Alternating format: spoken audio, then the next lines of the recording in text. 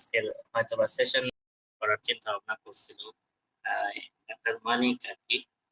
তো মানিককে ধন্যবাদ, সেই সাথে নাজমুস সাকিব ভাইকে অসংখ্য ধন্যবাদ জানাচ্ছি।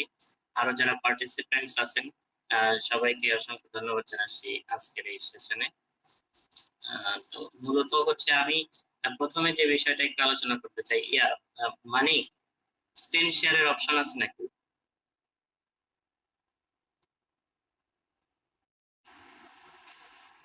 স্ক্রিন শেয়ার করতে পারো, তো তুমি স্ক্রিন শেয়ার করো, আমি এখান থেকে অ্যাড করে দেব।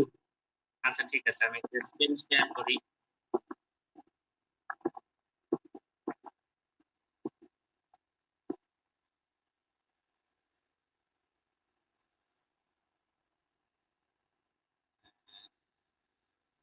স্ক্রিন শেয়ারে কি দেখা যাচ্ছে এখন?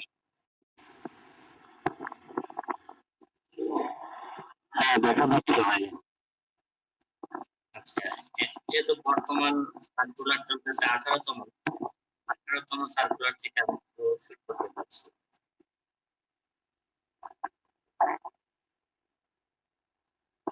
এটা হচ্ছে 18তম নিবন্ধন পরীক্ষা 2023। কোন একজন মিউট করেন, আপনি কাইন্ডলি মিউট করেন, কম হচ্ছে। হ্যালো, শোনা যাচ্ছে আমাকে? এবং পাশাপাশি একটু রেসপন্স করবেন স্ক্রিন শেয়ারটা দেখা যাচ্ছে কিনা। জি, শোনাও যাচ্ছে, দেখাও যাচ্ছে ক্লিয়ার। ভাই আমি তো দেখতে পাচ্ছি না। মানিক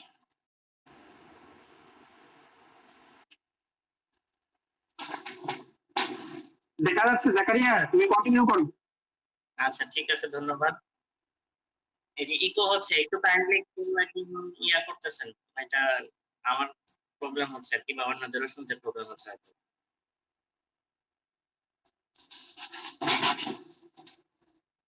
এখন এই যে সার্কুলারটা একটু আমরা অনেকেই ভালোভাবে দেখি না।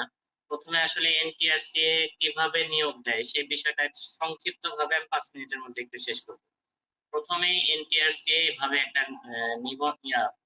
শিক্ষক নিবন্ধনের জন্য সার্কুলার দেয়, যেমন এটা 18তম শিক্ষক নিবন্ধন 2023। এখানে পূর্ববর্তীতে যে বিষয়গুলো ছিল সেখানে প্রিলিমিনারি এবং রিটেন পরীক্ষার ডেট গুলো এখানে ফিক্সড করা থাকতো। বর্তমান সময়ে আপনারা দেখবেন যে প্রিলিমিনারি টেস্ট, এই যে এখানে লেখা আছে প্রিলিমিনারি টেস্টের তারিখ, স্থান ও সময়সূচি পরবর্তীতে জাতীয় দৈনিক পত্রিকায়, এনটিআরসি ওয়েবসাইটে এবং এসএমএস এর মাধ্যমেও বিষয়টি অবহিত করা হয় সবাইকে। তো এখানে আগের যে বিষয়টা ছিল, আমি যখন 14তম নিবন্ধন দিয়েছিলাম তখন এটা প্রিলিমিনারি টেস্ট এবং রিটেন পরীক্ষার টেস্ট ডেট যেটা সেটা ফিক্স ছিল। এখন যেহেতু এগুলো ফিক্স করা নাই, কাজে অনেকেরই প্রশ্ন থাকে যে রিটেন পরীক্ষা কবে হবে, প্রিলিমিনারি পরীক্ষা কবে হবে। সেই বিষয়টা কিন্তু নির্ধারিত না। এটা এনটিআরসি যখন চাবে, যখন সুযোগ হবে তখন তারা এটাকে অ্যারেঞ্জ করবে আর কি। এটা নির্ধারিত না, এটা সবাই একটু মনোযোগ সহকারে দেখবেন। তুমি একটু প্রিলিমিনারি টেস্টের নিচে যাও, একটু উপরে উঠে স্ক্রল করো। আচ্ছা, এটা করতেছি। এই যে লিখিত পরীক্ষা, এখানে কিন্তু তাই লিখিত পরীক্ষার তারিখ, স্থান ও সময়সূচি পরবর্তীতে জাতীয় দৈনিক পত্রিকা ও এনটিআরসি এর ওয়েবসাইটে বিজ্ঞপ্তি আকারে প্রকাশ করে জানানো হবে। মোবাইল ফোনে এসএমএস এর মাধ্যমে বিষয়টি অবহিত করা হবে। এই বিষয়টা মোটামুটি আশা করি সবাই এখন ক্লিয়ার আছেন যে আপনাদের সবারই যারা ইয়া করছিলেন আর কি, প্রিলিমিনারিতে উত্তীর্ণ যারা আছেন তাদের সবার মোবাইল নাম্বারে এসএমএস চলে যাবে এবং জাতীয় দৈনিক এবং এনটিআরসি ওয়েবসাইটে কমপক্ষে 15 দিন আগে, রিটেন পরীক্ষার কমপক্ষে 15 দিন আগে বিষয়টা প্রকাশিত হবে এবং সবাই মোটামুটি জানতে পারবে বিভিন্ন মাধ্যম দিয়ে আর কি। আচ্ছা, এরপরে লিখিত পরীক্ষার পরে যদি যারা কোয়ালিফাইড হবে আর কি, লিখিত পরীক্ষায় যারা পাশ করবে, লিখিত পরীক্ষায় যারা পাশ করবে এটা হচ্ছে বিষয় ভিত্তিক পরীক্ষা। লিখিত পরীক্ষাটা হচ্ছে বিষয় ভিত্তিক পরীক্ষা। লিখিত পরীক্ষায় উত্তরদানের ভাষা, এটা নিয়েও সবার একটু কনফিউশন আছে। দেখেন এই যে এখানে কিন্তু সার্কুলারটা পড়লেই আমরা এই বিষয়টা ক্লিয়ার হয়ে যাই। বাংলা, ইংরেজি ও অন্যান্য ভাষা সম্পর্কিত বিষয়ের প্রশ্নের উত্তর সংশ্লিষ্ট ভাষাতে লিখতে হবে। অন্যান্য বিষয়ের প্রশ্নের উত্তর বাংলা বা ইংরেজি মাধ্যমে যে কোনো একটিতে লেখা যাবে। এখানে বিষয়টা ক্লিয়ার কিনা আমি আরেকটু ক্লিয়ার করে বলি। যাদের বাংলা সাবজেক্ট তারা বাংলাতে প্রশ্নের উত্তর দিবে। যাদের ইংরেজি বিষয় মানে সাবজেক্ট যাদের ইংরেজি তারা কিন্তু ইংরেজিতে দেবে, এবং অন্যান্য ভাষা যেমন আরবি বা এই জাতীয় যদি কারো সাবজেক্ট থাকে সংস্কৃত, তাহলে কিন্তু সেই ভাষায় উত্তর দেয়া যাবে। এইগুলো ব্যতীত অন্যান্য বিষয় বলতে agriculture, DVM, zoology, botany, physics, chemistry আরো যা যা আছে সব কিন্তু দুইটা মাধ্যমেই দেয়া যাবে। একটা হচ্ছে বাংলা আর একটা হচ্ছে ইংরেজি মাধ্যম। দুই মাধ্যমে এখানে কিন্তু এটা স্পষ্ট করে আন্ডারলাইন করা আছে। অন্যান্য বিষয়ের প্রশ্নের উত্তর বাংলা বা ইংরেজি মাধ্যমে যে কোনো একটিতে লেখা যাবে। এই বিষয়ে আশা করি আর কারো কোনো কনফিউশন থাকার কথা না। আচ্ছা, এখানে আরেকটা বিষয় নোটেড, একটি বিষয়ের উত্তরে একাধিক ভাষা ব্যবহার করা যাবে না। মানে যদি আপনি শুরু করেন বাংলা দিয়ে তাহলে পুরোটাই বাংলাই উত্তর দিতে হবে, আর যদি শুরু করেন আপনি ইংলিশ দিয়ে তাহলে পুরোটা ইংলিশেই উত্তর দিতে হবে। অর্থাৎ একটা প্রশ্নের উত্তর আপনি বাংলাতে লিখলেন, পরবর্তীতে গিয়ে দেখলেন যে না, এটা আমি ইংরেজিতে ভালো উত্তর দিতে পারবো, তাহলে সেটা ইংরেজিতে দেওয়া যাবে না। তারপরের লাইনটা দেখেন, কোন বিষয়ের প্রশ্নপত্রে অন্য কোনরূপ নির্দেশনা থাকলে উক্ত বিষয়ের ক্ষেত্রে ওই নির্দেশনা অনুযায়ী প্রশ্ন উত্তর লিখতে হবে। সেটা প্রশ্নপত্রে লেখা থাকবে। বিষয়ের প্রশ্নপত্রে যদি কোনরূপ নির্দেশনা থাকে তাহলে সেই ক্ষেত্রে ওই নির্দেশনা অনুযায়ী প্রশ্ন উত্তর লিখতে হবে। এই বিষয়টুকু আশা করি সবাই ক্লিয়ার আছেন। যদি কেউ বুঝতে না পারেন তাহলে এখানে প্রশ্ন করতে পারেন।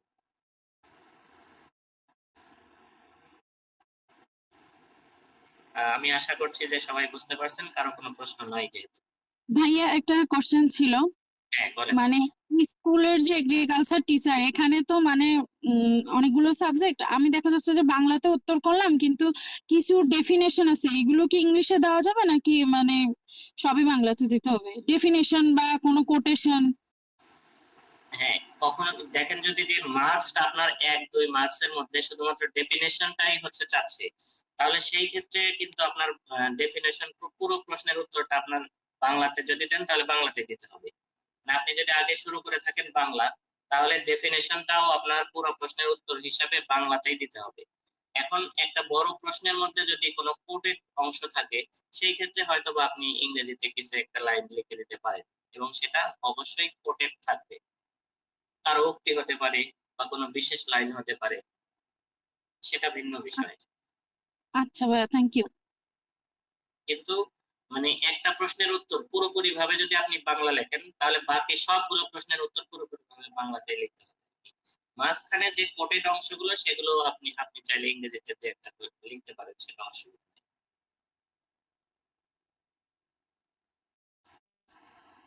আচ্ছা, এরপরে হচ্ছে লিখিত পরীক্ষায় উত্তীর্ণ প্রার্থীগণের মৌখিক পরীক্ষা অংশগ্রহণের জন্য প্রয়োজনীয় সনদ ডকুমেন্ট সংক্রান্ত এটা, এই বিষয়টা হচ্ছে যারা রিটেন পরীক্ষায় অংশগ্রহণ করার পরে রিটেনে উত্তীর্ণ হবেন, তখন এই বিষয়গুলো হচ্ছে মৌখিক পরীক্ষার আগে, ভাইবা পরীক্ষার আগে এগুলো জমা দিতে হবে। এগুলো ইয়ার মাধ্যমে কুরিয়ারে অথবা পোস্টে বাই পোস্টে এগুলো পাঠাতে হয়। এখানে যে যে বিষয়গুলো চাইছে সেই বিষয়গুলো একত্রিত করে ইয়াতে পাঠাতে হয় আর কি। আচ্ছা, এরপরে হচ্ছে মৌখিক পরীক্ষা। একই রকম ভাবে মৌখিক পরীক্ষা কিন্তু দীর্ঘ সময় ধরে হয়, গ্রুপ ভিত্তিতে, গ্রুপ আকারে হয়। আপনার কোন গ্রুপের মধ্যে ভাইবা হবে, সেটা কত তারিখে হবে, সবকিছু আপনাকে মোবাইলে এসএমএস এর মাধ্যমে কনফার্ম করা হবে আর কি। আরেকটা বিষয় হচ্ছে পর্যায় সমূহ। এখানে স্কুল পর্যায় বলতে কি বোঝাচ্ছে, স্কুল পর্যায়ে 2 এবং কলেজ পর্যায়ে। আমরা সাধারণত স্কুল পর্যায়ে এবং স্কুল পর্যায়ে 2 যেটা, এটা আমাদের জন্য না, এটা আমরা বলি। কারণ স্কুল পর্যায়ে 2 হচ্ছে যোগ্যতা, যেটা ইন্টার পাস অথবা হচ্ছে কি বলে ডিপ্লোমা। যে এটাতে আমরা যাই না, এটা হচ্ছে 16তম গ্রেডের চাকরি। আর স্কুল পর্যায়ে এবং কলেজ পর্যায়ে এই দুটাতেই সাধারণত আমরা অ্যাপ্লাই করে থাকি। স্কুল পর্যায়ে বলতে ষষ্ঠ থেকে, এই যে এখানে আরেকটা বিষয় ক্লিয়ার দেয়া আছে, প্রতিষ্ঠানের ধরন থাকে এখানে। এই যে নিম্ন মাধ্যমিক বিদ্যালয় ষষ্ঠ থেকে অষ্টম, মাধ্যমিক ষষ্ঠ থেকে দশম, উচ্চ মাধ্যমিক বিদ্যালয় এটা হচ্ছে ষষ্ঠ থেকে 12তম। এগুলো জেনারেল, আর এগুলো মাদ্রাসায় যে নিচে দাখিল, আলিম, ফাজিল, এগুলো হচ্ছে মাদ্রাসা ভিত্তিক। আচ্ছা, এখন হচ্ছে বিষয় সংশ্লিষ্ট যে অংশগুলো আছে, এখানে সহকারী শিক্ষক বাংলা এগুলো যাচ্ছি না, আমি সরাসরি সহকারী শিক্ষক কৃষি।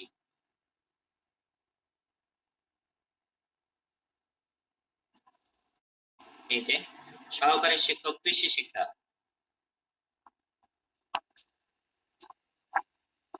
এই অংশটা একটু সবাই মনোযোগ সহকারে দেখবেন। নিম্ন মাধ্যমিক বিদ্যালয় এগুলো দরকার নেই, যেখানে যোগ্যতা যেটা দেয়া আছে শ্রেণী যে স্বীকৃত বিশ্ববিদ্যালয় হতে নিম্নের যে কোনো একটি বিষয় সহ স্নাতক অথবা সমমান থাকতে হবে। এখানে আমাদের ডিভিএমটা আছে এই যে। অতএব এই পদে সহকারী শিক্ষক কৃষি আমরা অ্যাপ্লাই করতে পারবো, এটা এখানে উল্লেখ করাই আছে। আচ্ছা, পরবর্তীতে যেটা আছে সহকারী শিক্ষক কৃষি, এখানে এটা কিন্তু জেনারেল স্কুলের জন্য আর কি, জেনারেল স্কুল।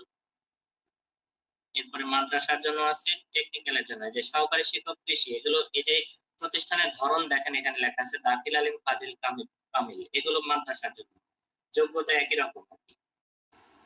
এখানে ডিভিএম উল্লেখ করা আছে।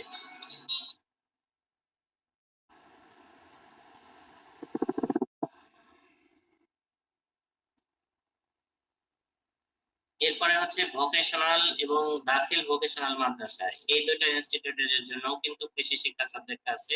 এখানেও হচ্ছে আমাদের ডিভিএম উল্লেখ থাকার কথা। এই যে প্রাণী চিকিৎসা ও উৎপাদন, এটা হচ্ছে আমাদের ডিভিএম আর কি। এই ডিভিএম আলাদাভাবেও আছে, এই যে ডিভিএম।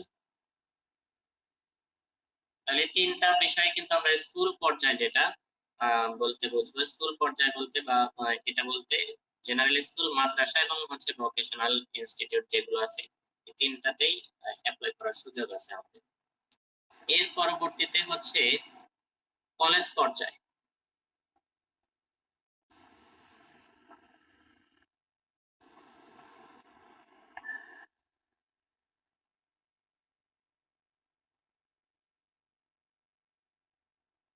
ইলিয়াস কিছু বলতে চাও? ইলিয়াস, হ্যান্ড রেজ করে রাখছো। যদি কেউ কোনো কিছু বলতে চান তাহলে বলেন। ইলিয়াস ভাইয়া হ্যান্ড রেজ বলতে করে রাখছো। চাচ্ছিলাম যে জি জি বলতে চাচ্ছিলাম এই রিটেন অথবা ভাইবা এটা কি ঢাকাতে হবে নাকি কোথায়? রিটেন হচ্ছে যে যেখানে প্রিলিমিনারি পরীক্ষা দিয়েছেন সবার রিটেন পরীক্ষা সেই জায়গায় হবে, সেই বিভাগেই হবে। আর ভাইভাটা সবার জন্য ঢাকা এনটিআরসি বিল্ডিং এ হবে। জি বুঝতে পারছি। আচ্ছা, এরপরে হচ্ছে কলেজ পর্যায়ের যে বিষয়টা, সেখানে এই যে প্রভাষক কৃষি বিজ্ঞান, এই যে এখানে 25 নম্বরে লেখা আছে প্রভাষক কৃষি বিজ্ঞান, এখানে হচ্ছে স্বীকৃত বিশ্ববিদ্যালয় হতে সংশ্লিষ্ট বিষয়। এখন সংশ্লিষ্ট বিষয় যদিও আমাদের এখানে ডিবিএম উল্লেখ নাই, কিন্তু পূর্বে আমরা দেখেছি যে সংশ্লিষ্ট বিষয়ের মধ্যে এগ্রিকালচারের সাথে ডিবিএমও আছে। এজন্য এই সংশ্লিষ্ট বিষয়ের ক্ষেত্রে আমরা এটাতে অ্যাপ্লাই করতে পারি। এবং পূর্ববর্তী যে সার্কুলার গুলো ছিল সেখানে ডিবিএমটা উল্লেখ করা ছিল, আমি একটু আপনাদের দেখাই। সেটা হচ্ছে 14তম যে সার্কুলারটা ছিল, সেখানে আমার কাছে আছে এটা।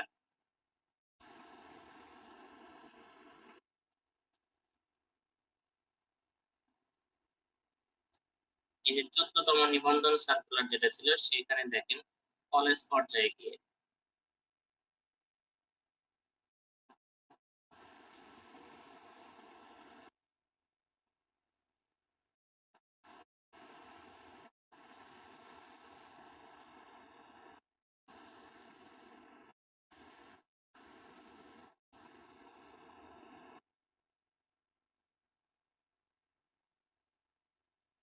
প্রকাশক, এই যে কলেজ অথবা কৃষি ডিপ্লোমা ইনস্টিটিউট, এখানে একটা বিষয় ছিল, দুইটা একসাথে ছিল, এখন যেটা আলাদা করে দিচ্ছে, কলেজ আলাদা কৃষি ডিপ্লোমা আলাদা। এখানে কলেজ অথবা কৃষি ডিপ্লোমা ইনস্টিটিউটের মধ্যে প্রভাষক অথবা ইনস্ট্রাক্টর পোস্ট, যেটা একই পদবি ছিল, প্রভাষক অথবা ইনস্ট্রাক্টর। এখানে যে কৃষি সাবজেক্টটা ছিল সেখানে হচ্ছে আপনার ডিভিএম উল্লেখ করা আছে। এই যে ডিভিএম, বিএসসি ডিভিএম যেটা, এখানে কিন্তু এটা লেখাই আছে, এখানে উল্লেখ করাই আছে। কাজেই পরবর্তীতে যে সার্কুলারটা সংশোধন করে দিয়েছে আবার, 18তম, সেখানে যদিও এখানে হচ্ছে শুধুমাত্র কৃষি বিজ্ঞান লেখা আছে, আমাদের সাবজেক্ট এখানে উল্লেখ করা নাই, কিন্তু এটা আমাদের অ্যাপ্লাই করা যায়। এবং কলেজ পর্যায়ে আরেকটা অ্যাপ্লাই করা যায়, সেটা হচ্ছে ইনস্ট্রাক্টর।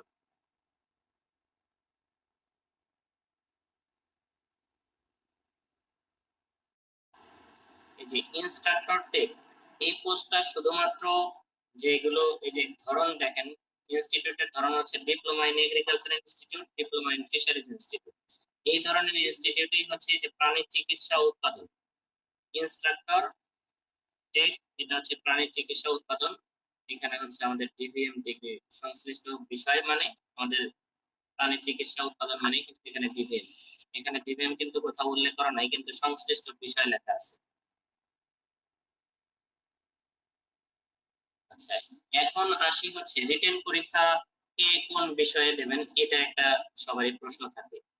কেউ যদি ইনস্ট্রাক্টর টেক প্রাণী চিকিৎসা উৎপাদন এই বিষয়ে অ্যাপ্লিকেশন করে থাকেন, তাহলে তার অবশ্যই বিষয় ভিত্তিক পরীক্ষা থাকবে হচ্ছে ডিপিএম রিলেটেড, অর্থাৎ প্রাণী চিকিৎসা এবং উৎপাদন রিলেটেড এর মধ্যে যে সিলেবাসটা দেওয়া আছে, ওই সিলেবাসে যা আছে এগুলোর মধ্যেই প্রশ্ন হবে, ওইগুলোই আপনার উত্তর করতে হবে।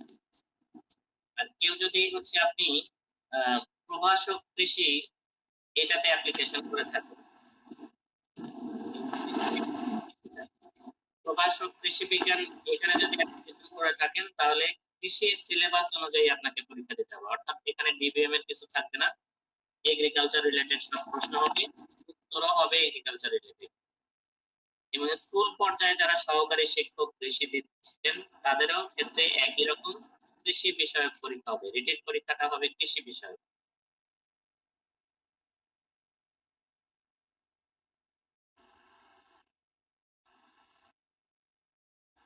এখানে আমার একটা কোশ্চেন ছিল, হ্যাঁ হ্যাঁ, এই যে এখানে, হ্যাঁ বলেন। বলছি যে ইনস্ট্রাক্টর টেক যেটা আমরা তো এর আগে গ্রুপে দেখলাম যে মানে 17তম নিবন্ধনে অনলি 5 জন আর কি টিকেছেন, তো এই ক্ষেত্রে আমাদের কি পদগুলো অনেক কম, এটা তো জানা নাই, এই জন্য একটু বললে সুবিধা হয়। আমার মনে হচ্ছে যে আমি ইনস্ট্রাক্টর টেক চয়েস দিয়ে মানে ভুল করছি, এই জন্য আর কি এ সম্পর্কে একটু জানতে চাচ্ছি, এটা তো জানতাম না। আমিও খুব একটা বেশি ক্লিয়ার না, তবে 14তম নিবন্ধন সার্কুলার থেকে আমি আমি দেখছি। আমি একটু বলি জাকারিয়া, আমি একটু বলি, তাহলে লেন্থি হয়ে যাবে। হ্যাঁ, সেটা আর সেই কোশ্চেনের উত্তরটা আমি দেই সহজে বোঝার জন্য। জাকারিয়া মনে হয় আমার সাথে একমত হবে। হ্যাঁ এটা হচ্ছে এগ্রিকালচারাল সায়েন্স কোড 451। এখানে পরীক্ষা দিবে হচ্ছে সারা বাংলাদেশের যারা সয়েল সায়েন্স থেকে অনার্স মাস্টার্স করা, বোটানি থেকে অনার্স মাস্টার্স করা, জুলজি থেকে অনার্স মাস্টার্স করা, পরিবেশ বিজ্ঞান থেকে অনার্স মাস্টার্স করা, ফিশারিজ থেকে অনার্স মাস্টার্স করা, এবং বিশ্ববিদ্যালয়ে এগ্রিকালচার যেটা পিওর এগ্রিকালচার আছে, তারা বিশ্ববিদ্যালয় থেকে আরো যে সকল এগ্রিকালচার রিলেটেড সাবজেক্ট আছে সবাই। এখানে পার সিটের জন্য কতজন লড়বে, আর আমাদের বোন যে কোশ্চেনটা বললো যে 5টা সিট আছে, সেখানে কয়জন ডিভিএম, কিন্তু এত এনিম্যাল হাজবেন্ডারি ডিভিএম মিলে কিন্তু মানে আমার মনে হয় না যে 1000 জন উপরে পরীক্ষা দিবে। দিবে কি জাকারিয়া? দিবে না, না। এটা হবে না, তা হবে না। পোস্ট কম ঠিক আছে, কিন্তু সুযোগও বেশি, হ্যাঁ, এটা পোস্ট কম এবং হচ্ছে প্রতিযোগিতাও অনেক কম। অনেক কম।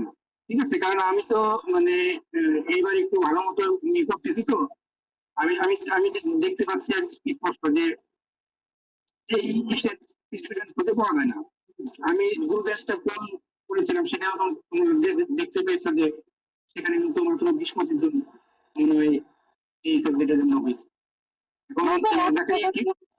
ভাইয়া যে হচ্ছে 32 জন আর কি গ্রুপে বলে আমি দেখছিলাম। হ্যাঁ হ্যাঁ, 32 জন মাত্র। হ্যাঁ, ঠিক আছে। না, আমরা তো জানি না অনেকেই দিয়েছে আসলে ভাইয়া, তারা প্রকাশও করে না, মানে আমরা তো আসলে মেন্টালি স্যাটিসফ্যাকশনটা আনতে পারি না, এই জন্য আর কি অনেকে এত পরিচয় দিচ্ছে না, জানাচ্ছে না যে তারা এই সাবজেক্টে করছে। জানানোর তো দরকার নেই, তুমি তোমার জি প্রিপারেশনটা তুমি ঠিক মতো নিবা, এবং তোমারটা তো কেউ নিতে পারবে না, তুমি কাউকে ছেড়েও দিবা না। ঠিক আছে। আচ্ছা জি জি। জাকারিয়া, আমরা আমরা একটু আরো স্পেসিফিক করি। হ্যাঁ, আমরা কথা বলে প্রথমে আমরা একটু এগ্রিকালচার স্কুল এর জন্য কোশ্চেন শুনি, আনসার দিই, ঠিক আছে? এরপরে আমরা মেডিকেল মানে সহকারী শিক্ষক কৃষি, এটাও কৃষি বিষয়ক পরীক্ষা হবে। কৃষিতে যা আছে সিলেবাসের মধ্যে আসবে। আমাদের ডিভিএম রিলেটেড প্রশ্ন হয়তো বা হাজবেন্ডের দুই একটা প্রশ্ন থাকতে পারে, এছাড়া কিন্তু সবই কৃষি রিলেটেড। জাকারিয়া, আমি একটু বলি, হ্যাঁ, ওদের যদি কোনো কোশ্চেন থাকে তাহলে বলতে পারেন, তাহলে আমাদের জন্য সমাধান বললাম। কিন্তু অনেকেই গ্রুপে প্রশ্ন করে, তো সেই ভিত্তিতে আমি ঢালাও ভাবে বলছি আর কি। আচ্ছা আচ্ছা, ঠিক আছে, দেখি আমরা কোশ্চেন নেই একটু। আচ্ছা, হ্যাঁ, এই পর্যন্ত যা হয়েছে সেটার মধ্যে তাকে প্রশ্ন করতে চেষ্টা করব। একজন একজন করে আমরা কোশ্চেন করতে পারি, যারা মাত্র কিছু বলতে চাই।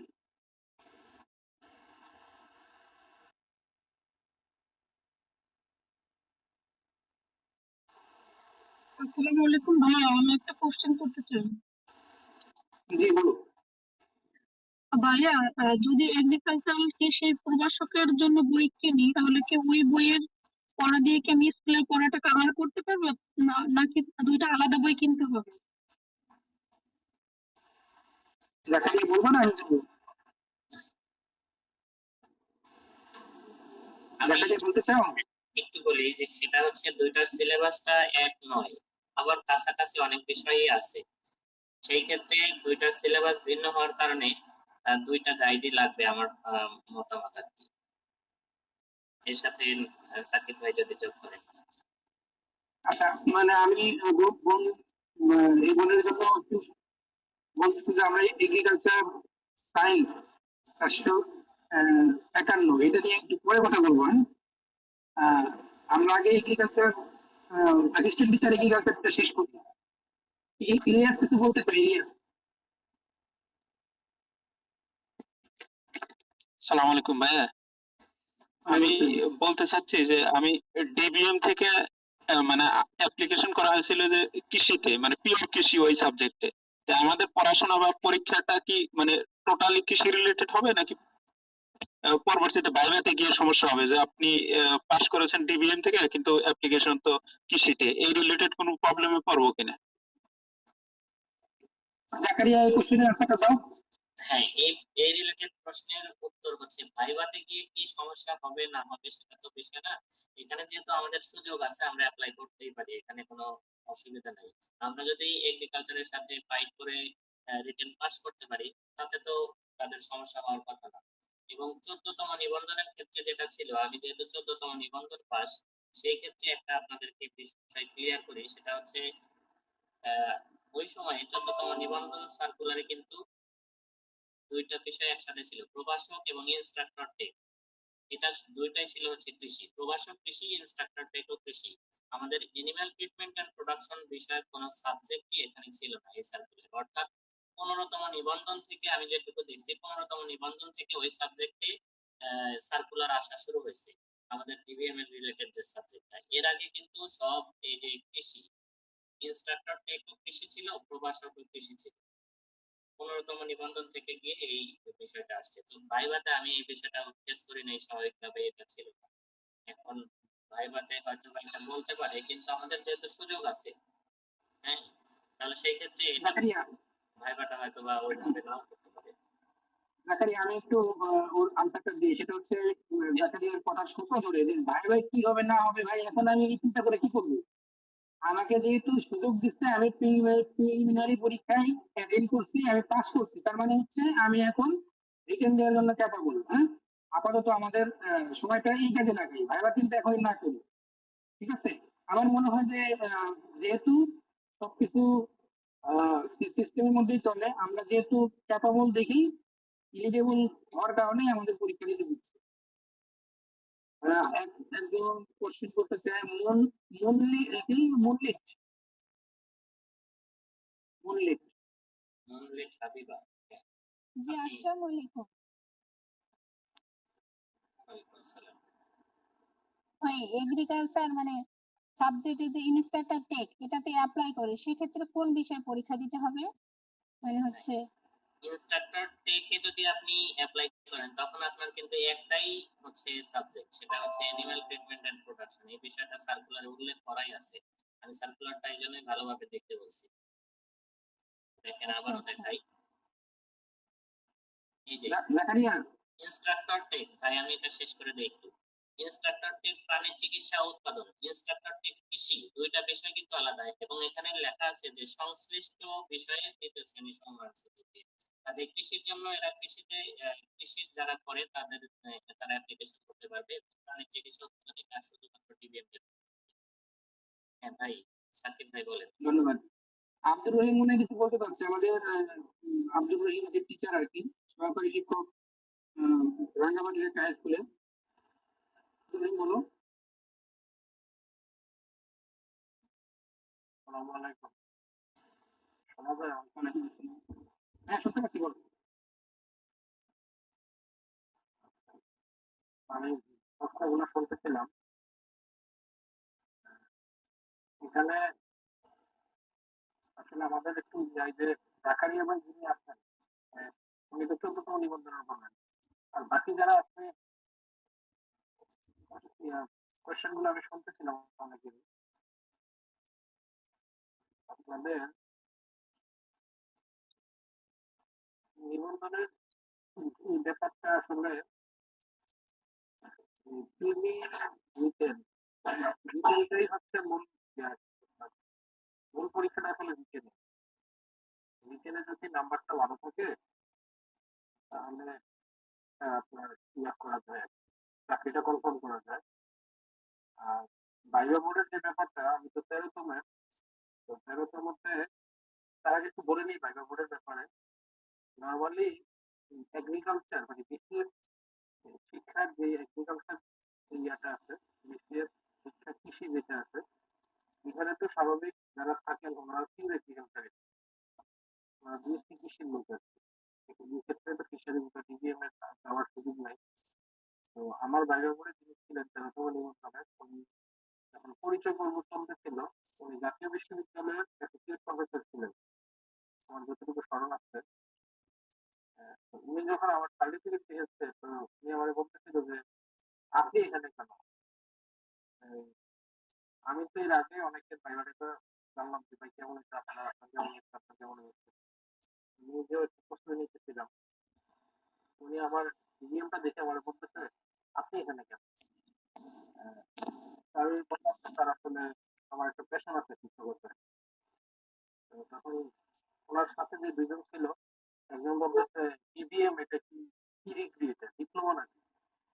তো যিনি বাইরে পড়ে হ্যাঁ তিনি বলতে পারে না, তুমি দেখতেছো না সে সিলেট এগ্রিকালচার ইউনিভার্সিটি ইউনিভার্সিটি গিয়ে তাকে ডিপ্লোমা দিতে। তো ভাগ্যিস আমার মনে হচ্ছে যে আসলে ওনারা আমার ডিগ্রি সম্পর্কে অত বেশি মানে তখন ওয়াকিবহাল ছিল না। এই তিনজনের মধ্যে দুইজনই ওয়াকিবহাল ছিল না, একজন জানতো। এর পরিপ্রেক্ষিতে আমি জাস্ট বাইরে পড়ে একটা কোয়েশ্চেন ফেস করছিলাম সাবজেক্ট রিলেটেড, সেটা হচ্ছে পশু ঋতু চক্র কি। আমি বলার শুরু করছি তৎকালীন সময় যে আমাদের মেরুগড়ের যে হেড ছিলেন উনি বলতেছিলেন যে ওই এইগুলোর মাস্টার। তখন আমি স্কোয়ারে চাকরি করি কুমিল্লাতে এক্সিকিউটিভ পোস্টে। তো বলতেছে ওই তুমি এগুলো কি জিজ্ঞেস করো, এগুলোর মাস্টার, এগুলো থাক, আমি তোমার একটা কোয়েশ্চেন জিজ্ঞেস করি। তিনি হেড মনে করতেছে, আমি বললাম স্যার বলেন। তিনি বলতেছে বাবা মানুষ চাকরি কেন করে বলো? আমি বললাম জীবিকা নির্বাহের জন্য। তো বলতেছে তোমরা যারা ডিবিএম আছো, এই পোস্টে চাকরি করে তো তোমাদের জীবিকা নির্বাহ হবে না। এই কথার পরে আর কি এলাকা নিয়ে কথা বলে বাইরে শেষ করে দিচ্ছে। এরপরে 14তম হচ্ছে যারা গেছেন, এই তখন বোধ একটু অনেকের পেঁচাইছে, অনেকের যারা যোগাযোগ করতে দেখলাম অনেকে পাশ করতে পারে না বা যাই হোক। যেটা আমার যেটা অ্যাসেসমেন্ট বাইরে এখানে হচ্ছে মানে কৃষিদের একটা আছে, স্বাভাবিক কৃষিদের একটা কি বলে এটা আপনার বায়ুবোধ কেন্দ্রিক বা এই রিলেটেড চাকরিগুলোতে কৃষিদের একটা আধিক্য থাকে। এরপরে একসময় হাই স্কুল গুলোতে বিশেষ করে কৃষি ডিপ্লোমাদের একটা আধিক্য ছিল। তো এখন কৃষি ডিপ্লোমারা মানে ধরা হয়ে যায় অল্প বয়সে যেটা, আমরা যারা agriculture student, আমাদের কিন্তু কমপক্ষে 3টে সার্টিফিকেট আছে, ইন্টারমিডিয়েট আর অনার্স। মাস্টার্স একটা কাউন্ট করে না, মাস্টার্সের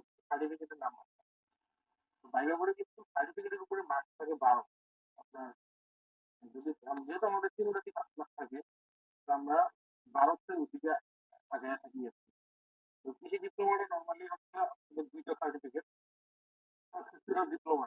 আমি যখন পরীক্ষা দিতে যাই, তো আমার সামনে পিছনে মোটামুটি ডিপ্লোমা ছিল, আর ছিল নরমাল কলেজ থেকে বোটানি করা, জুলজি করা। ওরাও কিন্তু আবার যারা বোটানি জুলজি করে কৃষিতে আসে, ওরা কিন্তু ইয়ে পায় না। আপনার যে 10ম গ্রেড পায় না, ওদের আবার জিজ্ঞেস করতে হয় আবার। আমরা যারা একটা ইউনিভার্সিটি, আমরা 10ম গ্রেড পাই, কৃষি ডিপ্লোমারও 10ম গ্রেড পাই। এবং আপনাদের মধ্যে অনেকটা একটা ইয়ে আছে যে কৃষি ডিপ্লোমারে কি 10ম গ্রেড পায় কিনা, কৃষি ডিপ্লোমারও 10ম গ্রেড পায়। তো কৃষি ডিপ্লোমা আমার মনে ছিল যে আপনারা যেহেতু আমার শুরু করছেন, আমাদের কিন্তু আস্তে আস্তে চাকরি কমে যাবে। আমিও ততটা জানতাম না, আপনাদের মতো আমারও প্রচুর কোয়েশ্চেন ছিল মনে। তো ওরা বলতেছিল যে কারণ আমাদের সার্টিফিকেট দিতে, ওরা কিন্তু এগুলো নিয়ে খুব ভালো জানে। এবং এনটিএসসি এই যে একটা চাকরির একটা সমুদ্র, আমরা ইউনিভার্সিটির প্লাবন এগুলো নিয়ে কম জানি। তো এগুলো নিয়ে অনেক কিছু হবে। আমরা একটা কোর্স ডিজাইন করেছি চাকরি সহ। এখানে তো যারা এখানে আছেন, আপনারা, আমি চাই আপনারা আসেন। আর যারা আপনাদের পরিচিত যারা আছে, আপনারাও আছেন। আমি পার্সোনালি সাকিব ভাই, আমার কথা শোনা যায়? আমাদের ম্যাথের একটু সমস্যা বুঝতে পারছি। আচ্ছা, আমার পার্সোনালি শিক্ষকতা আসার আমার কিছু কিছু জন্য ছিল আগে থেকে। যার কারণে আমি পাস করার, আমরা যখন বিজ্ঞান শেষ করি 2014 পরবর্তী ইন্টারের সমস্যা শেষ করছি আমাদের। আমার কাছে একটা ছিল মানে এলাকা কিন্তু কিছু বড় এলাকা কিন্তু কিছু করতে গেলে প্রাইমারি আসলে আমাদের বাংলাদেশে তো প্রাইমারিটা বেশি গ্রাম থাকে না, হওয়ার কারণে প্রচুর সমস্যা হয় চাকরিগুলোতে। তো আমরা তাই আমার একটা ভালো চেষ্টা ছিল, বিভিন্ন পয়েন্ট করলাম। স্যালারি, মানে আমি যে পর্যায়ে স্যালারি চাকরি করেছি, এটা আসলে মোটামুটি সহজ একটা স্যালারি ছিল। বিষয় পরে আমি একটা খেয়াল হচ্ছে যে মোটামুটি শিক্ষকতার পাশাপাশি এলাকাতে আসলে আমার ইন্টারভিউ কেউ ছিল না, সবাই মানে ডাক্তার হিসেবে ছিল। আর আলটিমেট আমরা যারা বিবিএম আসছে, আমাদের উচিত প্র্যাকটিসে আসে। এখন আপনি বা আমি, আমরা সবাই কিন্তু খুব প্র্যাকটিসে আসতে পারবো না। প্র্যাকটিসে আসতে গেলে ফ্যামিলির কিছু সমস্যা আছে, আমাদের কিছু সমস্যা আছে। একজন নতুন মানুষ, আমাকে 5 বছর আমাদের বাইরে ছিলেন, আমাকে এক্ষেত্রে সেবা করতে পারবেন না কত। প্লাস কোয়ান্টের যে একটা সিন্ডিকেট আছে, এই সিন্ডিকেটটা অনেক খারাপ। এই ক্ষেত্রে আমার মনে হয় যে হাই স্কুলের যে চাকরিটা বা কলেজের যে চাকরি, এই চাকরিগুলো খুবই মানে কি বলে লুক্রেটিভ বলা যায়। এরপরে আমি সেরকম একটা কলেজ কমপ্লিট করে এলো, স্কুল কলেজ। কলেজে বলে আমার মাঝে তুমি পড়াতে কেন গেলেন না? কলেজে বাজার টাইম হচ্ছে কলেজের আমাদের এলাকার যে কলেজগুলো ছিল, এগুলো সব বাতিল হয়ে গেছে 2018 সালে। তখন থেকে এগুলো নিয়োগ বন্ধ। আর আমার একটা প্ল্যান, যেহেতু আমি আমার নিজের এলাকায় নিজেকে এস্টাবলিশ করবো ডাক্তার হিসেবে, সেহেতু আসলে আমার কলেজে মানে যাওয়ার অত কোনো লাভ হবে না। আর স্কুলে আপনি চাকরি করার সাথে সাথে করার সুযোগ পাবেন। মোটামুটি বাংলাদেশের বর্তমান যে কারিকুলাম, এই কারিকুলামে আমাদের স্কুলের ক্লাস চলে 185 দিনের মতো, 365 দিনের মধ্যে 185 দিনের মতো ক্লাস চলে। আর বাকি সময়টা মোটামুটি রিল্যাক্স থাকা যায়। তো এই রিল্যাক্সেশনের সময়ে আপনি যদি চান, আপনার মোটামুটি এখানকার ব্যাকটেরিয়া থেকে সংগ্রহ করতে পারবেন। আমার কথাগুলো আজকে কথাগুলো একটু অগোছালো হবে, কারণ আমার কথাগুলো যারা 30 কভার করে ফেলছেন তাদের কাজে লাগবে বেশি। যারা আন্ডার 30 আছেন, আপনারা আমার কথাগুলো এখন এতটা মজা পাবেন না বা এখন এতটা নিতে পারবেন না। তো এই প্রেক্ষাপটে আসলে এনটিএসসির যে ব্যাপারগুলা, এখানে অনেকের অনেক প্রশ্ন আছে, অনেকের অনেক জিজ্ঞাসা আছে, এগুলো আপনার থেকে ক্লিয়ার হবে। আর রিটেনের যে ব্যাপারটা, আমরা সাকিব ভাই সহ যে একটা পোস্ট ডিজাইন করেছি, এখানে মোটামুটি 10টা ইউনিট থেকেই মানে আমরা কোর্স গুলো করাবো। এবং এই এনটিএসসি হচ্ছে বাংলাদেশের একমাত্র সরকারি প্রতিষ্ঠান এই যারা নিজেরাও জানে না ২ বছর ওদের নিয়ম কি হবে। কারণ আমি ২০১৩-১৪ সাল থেকে ২০১৪ সাল থেকেই আমি তাদেরকে ফলো করি এবং আমি এনটিআরসি সম্পর্কে জানার একটা সুযোগ ছিল আমার যে আমরা যখন সিলেট বিশ্ববিদ্যালয়ে পড়ি মনে থাকতাম সিলেটের টিচার্স ট্রেনিং কলেজ ছিল এই সিলেট কৃষি বিশ্ববিদ্যালয়ের পাশে। সিলেটের যে মডেল হাই স্কুল ছিল এই ইয়ার কাছে আপনার কৃষি বিশ্ববিদ্যালয়ের কাছে। তো 11তম এবং 12তম নিবন্ধন, বিশেষ করে 12তম নিবন্ধন যারা দিতে আসছিল অনেকের সাথে আমার পরিচয় হয়েছিল আর কি। আমাদের রুমে ছিল, আমার পাশের রুমে ছিল, আমাদের ইমিডিয়েট নিচের রুমে ছিল। এদের এদের থেকে আমি মূলত জানি যে নিবন্ধন নামে একটা জিনিস আছে এবং এই পরীক্ষা না দিলে ইয়ে হওয়া যায় না। তখন থেকে আমার নিবন্ধনের সাথে একটা নিজের এনটিএসসি এর ওয়েবসাইট ঘাটাঘাটি, এনটিএসসি সম্পর্কে জানা। সুতরাং এই যে আপনার ১৭তম পর্যন্ত আমার রিটেনের প্যাটার্ন এক ছিল, 18তম তে কিন্তু রিটেনের প্যাটার্নটা একটু ডিফিকাল্ট হবে এবং যারা 18তম তে প্রিলি পাস করছেন গণবাদা কোয়েশ্চেন কিন্তু কম হচ্ছে। 17তম বা 12, 13, 14, 15তম যে কোয়েশ্চেন গুলো ছিল এখান থেকে কিন্তু একটু বেরিয়ে আসছে এনটিএসসি এর একটু অ্যাঙ্গেলে কোয়েশ্চেন করেছে। তো রিটেনটাও কিন্তু দেখবেন একটু ডিফারেন্ট হবে কারণ এনটিএসসি বাংলাদেশের এমন একটা প্রতিষ্ঠান এদের নিয়ম ২ মাস পর পর চেঞ্জ হয়। তো এই ক্ষেত্রে আমরা যেহেতু সবাই ব্যস্ত মানুষ, আমাদের দু একজন ইয়ে আছে ফ্রেন্ড সার্কেল এবং দু একজন আছে যারা এই কাজগুলো নিয়মিত একটা সময় ক্লাস ক্লাসটা কিভাবে আপনাদের কাজে লাগে এই কাজগুলো নিয়ে তারা মোটামুটি একটা সময় দিবে। আমার মনে হয় আপনাদের পরিচিত জন যারা আছে এদেরকে আপনারা এই করতে পারেন। তো আজকে আর কথা বাড়াবো না। আমি ধন্যবাদ আপনাদের সম্মানকে, ধন্যবাদ আপনাদেরকে। কারো কোনো কোশ্চেন আছে কিনা?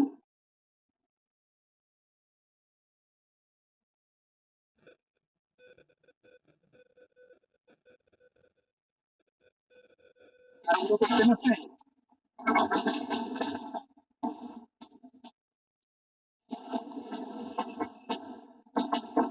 আমার আরেকটা question ছিল। জি।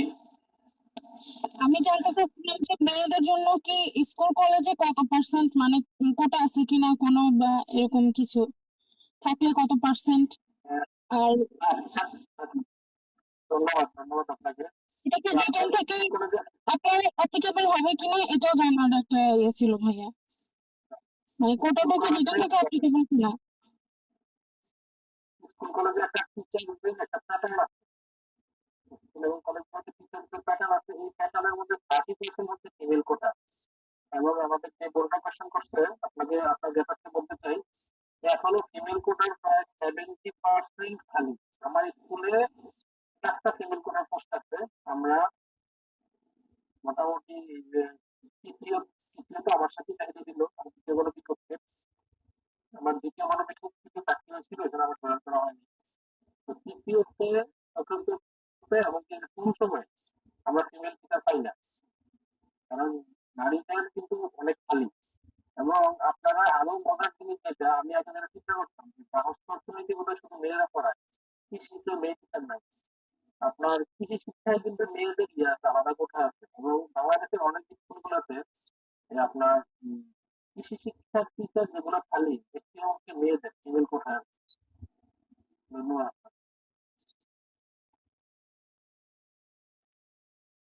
ভাইয়া কলেজে কি মেয়েদের জন্য 30% কোটা?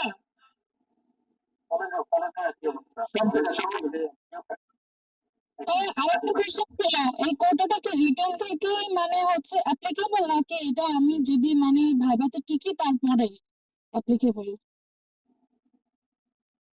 এটা আপনার ভাইভাতে টিকার পরে ভাইভাতে টিকার পরে আপনার আপনার একটু প্যাসিভটাই থাকে না তুমি একটু কি বলি সেটা হচ্ছে যে ধরেন কৃষি শিক্ষায় 700 পোস্ট ফাঁকা আছে স্কুলে, আবার স্কুলগুলোতে কৃষি শিক্ষার জন্য ফিমেল টিচার সেটা সেখানে পোস্ট ফাঁকা আছে 60টা। তাহলে যখন পাস করাবে তখন কিন্তু এসিআরসি ওইভাবেই বিতরণ করেই পাস করাতে হবে, যে আমার আসলে মেয়ে টিচার যদি 60টা আছে তাহলে মিনিমাম একটা সংখ্যাকে মেয়ে টিচার পাস করাতে হবে। যদি মিনিমামটা হয়ে যায় এরপরে আর কোনো কোটা থাকবে না, এরপরে এলজিটিস। তাছাড়া আপনার ধরে নিতে হবে যে আপনাকে আমি যেটা বলছি যে এটা হচ্ছে মূলত যখন গণবিজ্ঞপ্তি হয় তখন পোস্টের ভাই লেখা থাকে যে এই স্কুলে এগ্রিকালচার পোস্টটা ফাঁকা আছে, এটা কি ফিমেল কোটা অন্য। যদি ফিমেল কোটা থাকে তাহলে শুধুমাত্র ফিমেল মানে এলিজিবল, আর যদি কোটা না থাকে তার মানে আপনার ফিমেল মেল না অ্যাপ্লাই করতে পারবে। আশা করি বুঝতে পারছি। এখানে আরেকটা কথা হচ্ছে কি, আপনি নিবন্ধন পাস করছেন, পাস করছেন, রিটেন পাস করছেন, ভাইভা পাস করছেন, আপনার কিন্তু চাকরি এটা বড় কনফার্ম না। চাকরি হইতে হবে সিন্ডিকেশন ভাইভা পাস করার পরে আপনার গণবিজ্ঞপ্তি হইতে হবে। গণবিজ্ঞপ্তিটা ওই করোনার কারণে 2-3 বছর বন্ধ ছিল, এখন আবার যেহেতু চালু হয়েছে এটা মোটামুটি নতুন শিক্ষামন্ত্রী বলছে যে প্রতি বছর কমপক্ষে 2টা গণবিজ্ঞপ্তি করতে। গণবিজ্ঞপ্তি হওয়ার পরে যে গণবিজ্ঞপ্তি অ্যাপ্লাই করার পরে যে চাকরি এবং গণবিজ্ঞপ্তিতে প্রাথমিক সুপারিশের পরে পুলিশ ভেরিফিকেশন হয়, পুলিশ ভেরিফিকেশন করে এসআই ভেরিফিকেশন করে। এই মোটামুটি বাকি প্রসিডিং গুলো সরকারের মধ্যে এবং সরকারি চাকরি এবং আপনার চাকরি পাওয়া এগুলোর সাথে তত বেশি পার্থক্য নাই, পয়সা মধ্যে কিছু পার্থক্য আছে। আরেকটা কোশ্চেন ছিল আমার, এক্ষেত্রে হচ্ছে মানে যেমন আমাদের মানে অন্যান্য চাকরির ক্ষেত্রে সরকারি যেমন টিকায় যে রিটার্নের ক্ষেত্রে আপনার 5 গুণ বা 3 গুণ ভাইবার জন্য এরকম, এখানে কি এরকম কিছু আপনার যদি জানা থাকে একটু শেয়ার করলে ভালো হয়, যে আমাদের রিটার্নের ক্ষেত্রে কতজন একটা সিটের পিছনে টিকাইতে পারে? আচ্ছা, এক্ষেত্রে যেটা আপনি যে প্রশ্নটা করছিলেন এটি তারা অ্যাপ্লাই করছিল 13তম নিবন্ধন পর্যন্ত। 13তম নিবন্ধনে এরা উপজেলা ভিত্তিক কোটা প্রচলন করছিল না, একটা উপজেলায় কটা পোস্ট খালি আছে ওই একজন থেকে তারা শিখেছিল, এরপর থেকে এটা উঠে দিচ্ছে। এখন যেটা করতেছে আপনার জাতীয় মেধা তালিকা করতেছে আর কি। আর হচ্ছে আপনি যে কথা বলতেছিলেন মানে কয়টুকুন টিকায় কিনা, বাংলাদেশের বর্তমানে যে পঞ্চম গণবিজ্ঞপ্তি যেটা হইলো 93,000 পোস্টে গণবিজ্ঞপ্তি হয়েছে, কিন্তু অ্যাপ্লিকেশন করছে 30,900 সামথিং, মানে 24,000 কম অ্যাপ্লিকেশন করছে আর কি। তো এক্ষেত্রে মোটামুটি একটা সম্মানজনক রিটার্নে যদি সম্মানজনক নাম্বার করতে পারেন চাকরি কনফার্ম হয়। এখন পর্যন্ত যেমন আপনারা যারা ফ্রিতে পাস করছেন দেখছেন তো 8 লক্ষ পরীক্ষার্থী ফেল করছে, কারণ ছেলেমেয়েরা এখন পর্যন্ত এনটিএসসির চাকরির যে ব্যাপারগুলা এখন পর্যন্ত এরা ভালোভাবে ক্লিয়ার না। আপনি ক্লিয়ার হচ্ছেন অন্তত? জি ভাই, অবশ্যই, থ্যাংক ইউ। আমার একটা প্রশ্ন ছিল শ্রান্ত, আমার একটা প্রশ্ন ছিল বলুন।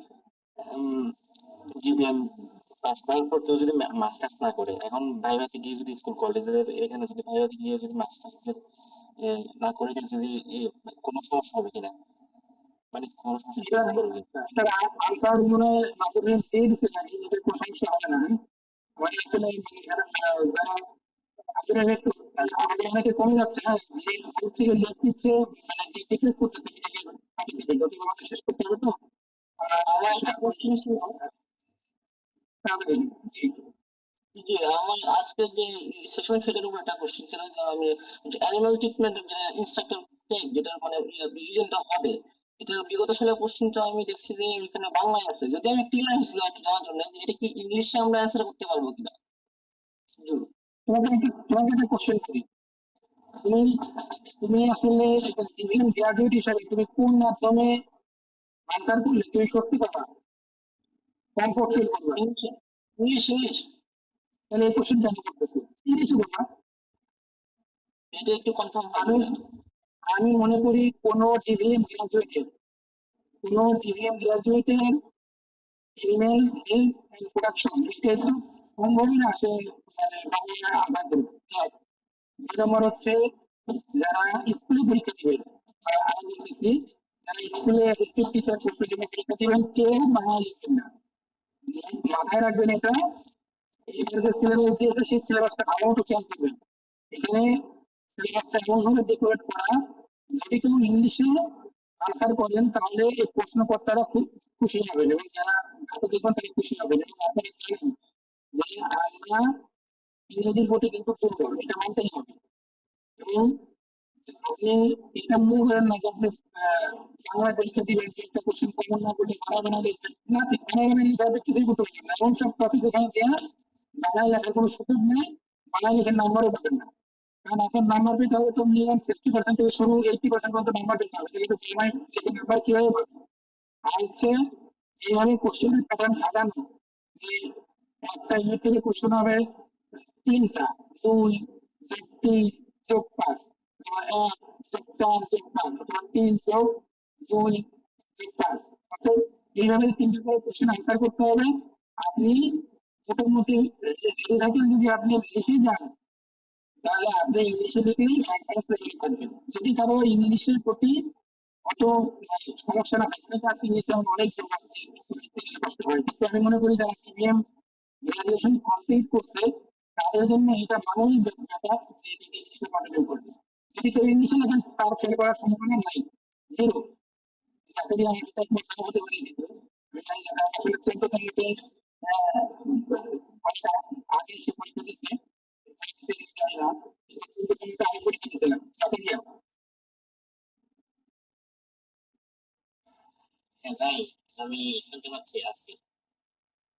সেটা একমত নাকি কিছু না, এখানে দ্বিমত করার কিছুই নেই, কারণ হচ্ছে আমি তো প্রথমে এই বিষয়টা অনেকেই কোশ্চেন করছে, হয়তোবা 20 বা 30 এরকম পার্সেন্ট কোশ্চেন করছে মিডিয়াম কিভাবে প্রশ্নের উত্তর কিসে দেবে। এই জন্য আমি সার্কুলারটা দেখাই দিলাম যে আসলে সার্কুলারটা করলে কিন্তু সবাই সব বিষয়ে মোটামুটি ক্লিয়ার হয়ে যায়। আমাদের যে গ্রুপে কোশ্চেনগুলো আসে সেগুলোর উত্তর সার্কুলারে দেওয়া আছে, এই জন্য সার্কুলার নিয়ে একটু ডিসকাস করতেছিলাম। আসলে যে কোশ্চেন গুলো আসবে, আপনি যদি সেটা টেকনিক্যাল জ্ঞান যদি সেটা বাংলায় কি লিখবে, যদি আসে প্রোডাকশন টেকনোলজি অফ পটেটো, এটা আমাকে সিকোয়েন্স অনুযায়ী আমাকে কিন্তু লিখে যেতে হবে। একটা গুলো ধরেন একটু একটু করে লিখে যেতে হবে, তাহলে আমি বাংলায় লিখতে গেলে সময় আরো বেশি লাগবে, আমার অনেক মনেই হবে। ঠিক আছে। এখন আরেকটা ব্যাপার হচ্ছে যে এবার কিন্তু অনেকে গ্রুপে একটা কনফিউশন সৃষ্টি হয়েছে যে অল্টারনেটিভ কোশ্চেন থাকবে কিনা। যারা বিসিএস দিচ্ছেন তারা জানেন অলরেডি কিন্তু অল্টারনেটিভ কোশ্চেনটা বিসিএস থেকে উঠে গেছে। এনটিআরসি এবার যে সিলেবাস বিভিন্ন সাবজেক্টের সিলেবাস আমি পরিচালনা করে দেখেছি, তারা কিন্তু মানে দেবে কি দিবে না এই বিষয়ে তারা কোন সুস্পষ্ট সিদ্ধান্ত জানায় নাই। তবে তারা এটা বলছে যে 10টা চ্যাপ্টার থেকে 10টা কোশ্চেনই আনসার করতে হবে, সেখানে অথবা থাকবে কি থাকবে না এটা কিন্তু নো অল্টারনেটিভ কোশ্চেন। এটা এটার মধ্যে কি অথবা পড়ে কি পড়ে না এটাই স্পষ্ট না। তবে যদি তারা অল্টারনেটিভ কোশ্চেন অথবা না দেয় তাহলে কিছু করার নেই, কিচ্ছু করার নেই। আচ্ছা, এই জন্য আমি শর্ত রোহিত ভাই যেটা বললো যে এদের রোলস কখন কি পরিবর্তন হয় সেটা কেউ বলতে পারে না, কেউ বুঝে না। আর এনটিএসএ যে বললো প্রতিষ্ঠান, এটা শিক্ষা মন্ত্রণালয়ের বাইরে এক পাওয়ার করতে পারে না, চাইতে পারে না। যদি এটা গভর্নমেন্ট প্রতিষ্ঠান, কিন্তু এটা মন্ত্রণালয়ের নির্দেশনা অনুযায়ী সব কাজ করে। এই জন্য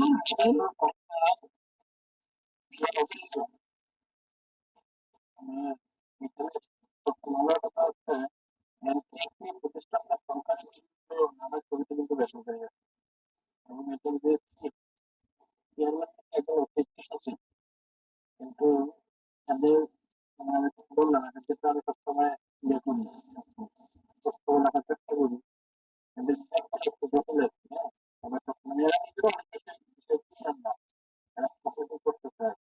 এবং বর্তমান চেয়ারম্যান ওনার আগে তিনি ছিলেন এই এনটিএস চেয়ারম্যান, উনি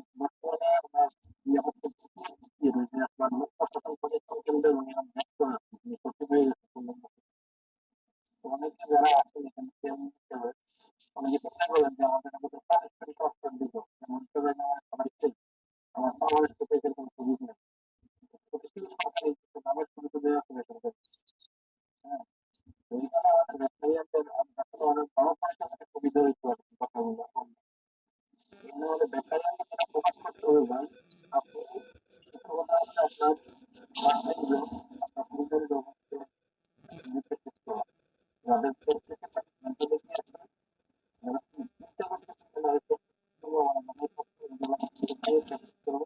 এদের উপর practice করবো। আমি কিন্তু আমরা exactly in detail ওটার জন্য guideline সাথে আমরা একটা course এর একটা design করেছি already। আশা করি এটা নিয়ে খুব বেশি সমস্যা মনে করবো না। আচ্ছা, আমি একটু কথা বলি, সেটা হচ্ছে আহ, উম, আমি প্রথমে মনে করছিলাম যে এই কোর্সটা ফ্রি করে দিই, হ্যাঁ? আমি প্রথমে এটা ভাবছিলাম যে কোর্সটা ফ্রি করে দিলে আমাদের বেনিফিট ভাই বোনদের উপকার হবে, কিন্তু পরবর্তীতে আহ, কিছু টিপ্পো ফ্রি হইলে কোনো কিছু মানে লেখাপড়াটাও হবে না। এই কারণে আমরা পরবর্তীতে একটা করেছি। আমি এখানে হইতেই হবে এটা সহযোগিতা সবসময় আমরা ইনশাল্লাহ করার চেষ্টা করবো। আমরা করতে পারি নাকি যে আমি 14তম নিবন্ধন দিচ্ছি, আমি কিন্তু 13তম নিবন্ধন দিয়ে 13 এবং 14 দুটাই দিচ্ছি। আমি আমার অবস্থান থেকে ওই সময় যেরকম প্রস্তুতি ছিল, আমরা দেখতে পাচ্ছি অনেকেই এখন ওই লেভেলে আছে, অর্থাৎ অনেকে জানেই না syllabus কি,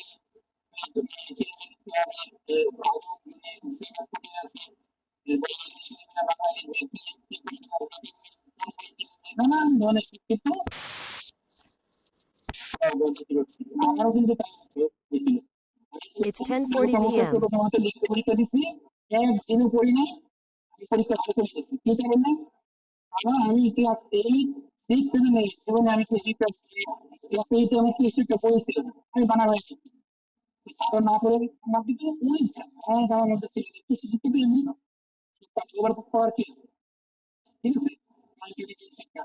কিন্তু পরীক্ষা দিতে গিয়ে ওরকম বানায় বানায় লিখছি, পরবর্তীতে কিন্তু আমি কিন্তু পাস করতে পারি নাই, পাস করা তো স্বাভাবিক, কিন্তু আমি আরো বড় হচ্ছে যে 90 পাস করা নিয়ে সেগুলো না। ভাই আমি যদি না লিখি খাতায়, আপনি জানেন জেনে অবাক হবেন যে ডিপ্লোমারে যে পরিমাণ চেষ্টা করতেছে আসলে ইঞ্জিনিয়ারিং শিক্ষা দিতে, কারণ এদের এটা একটা স্বপ্ন, সোনার হরিণের মধ্যে চাকরি। আপনার ডিপ্লোমা কৃষিরা এটাকে একদম 100-তে 125 টাকা, এবং ও কিন্তু অনেক নিয়োগ পায়। একজন ডিপ্লোমা সে নিয়োগ পাবে, আপনি নিয়োগ পাবেন না, কারণ হচ্ছে আপনি ভালো মতো পড়েন নাই, আপনি কোনোভাবে আগান নাই, আপনি জানেন না যে আপনার কি লিখতে হবে, কি লিখতে হবে, কি লিখতে হবে। তাহলে ভাই আপনাকে আসলে কি কারণে আসলে অনেক প্রশ্ন আছে নাই, ঠিক আছে। এই জন্য আমি আপনাকে আহ্বান করবো, আপনি যাতে প্র্যাকটিস করে দিতে সেটা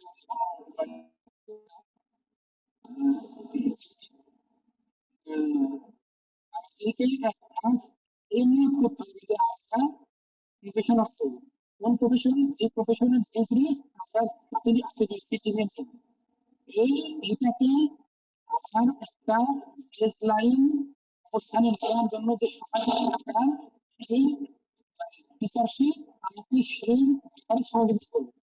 এটা আমি দিতে চাবো। আচ্ছা, এখানে আমাদের আরেকটা কথা বলতে আমার নেটওয়ার্কটা পরিস্থিতি ভালো মানে ভালো নেটওয়ার্ক থাকে না আমাদের এবার বুঝতে পারছে মানে কেন সবাই চাকরি ম্যাগনেট করে তারা থেকে তার বড় থেকে ষোলো বছর চাকরি কিভাবে চলবে আমি শেষ করে যখন আমি চাকরি করি আমার ঘর ছিলেন ছিল 62,000 টাকার মতো আমার 62,000 টাকা খরচ করা হচ্ছিল নিয়োগ করেন এবং এখানে পরে আমি আরো কয়েকজন তাদের নিবন্ধন ছিল আমি চিনি একটা জঙ্গলের কলেজে চাকরি হচ্ছে আমার ছিল চাকরি হচ্ছে ওরা একদম একটা বেশি একদম কোয়ালিটি ছিল আর যার কলেজে চাকরি হচ্ছে এমন ছিল এখন প্রেক্ষাপটটা দেখেন প্রোটোকল করতো তো ওরা সাথে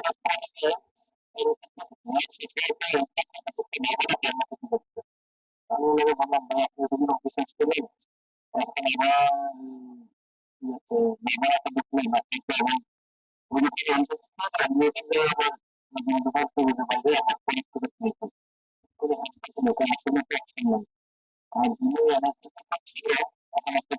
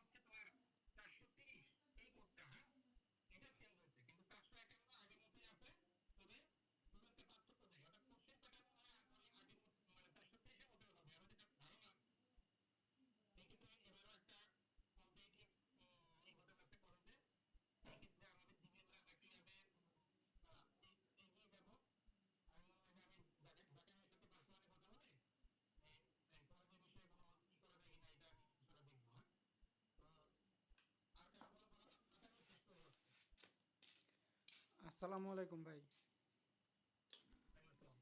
ভাই মানে নেক্সট সেশনগুলো কবে কিভাবে নেওয়া যেতে পারে, যেহেতু সময়ও কম, এখন যদি জানায় দেওয়া যেত তাহলে পরে ধোঁয়াশাটা কম হইতো আর কি। আর যেহেতু মেন্টর হিসেবে আপনারা 3 জন অলরেডি আমরা অ্যাভেলেবল হয়েছে আর কি আমাদের।